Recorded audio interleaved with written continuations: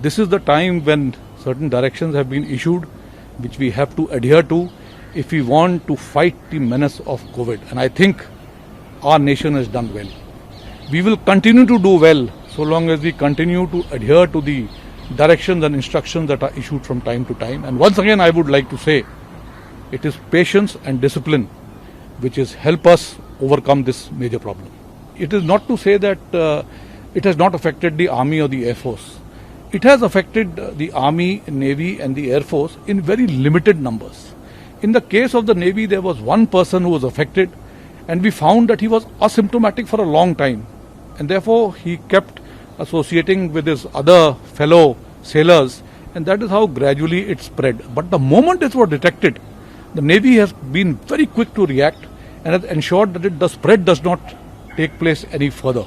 So I think it is because of this quick reaction by the Navy that they've been able to contain the spread of this menace, and they've been able to ensure that along with this one sailor who had been affected, only about 21 of them got affected, and therefore they had about total 21 cases.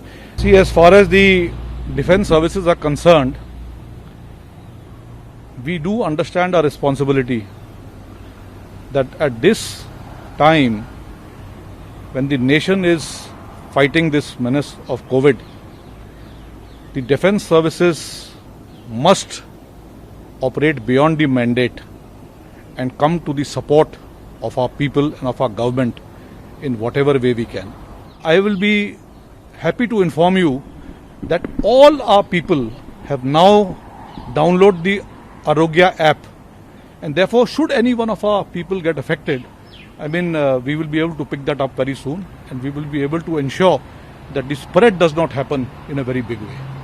There is a very major lesson for us in the sense that the way the scientists and other agencies involved in medical research have come up with innovative ideas to produce medical equipment inside in the country, which we were so far importing to help us tide over COVID-19, has been amazing.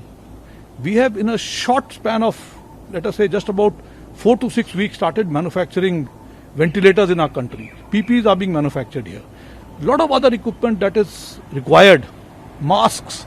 We were importing, some components of the N95 masks while we were making the masks here.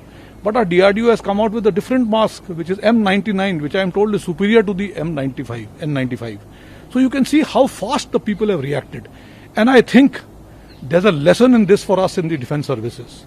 We have been importing our weapons, equipment and ammunition from abroad.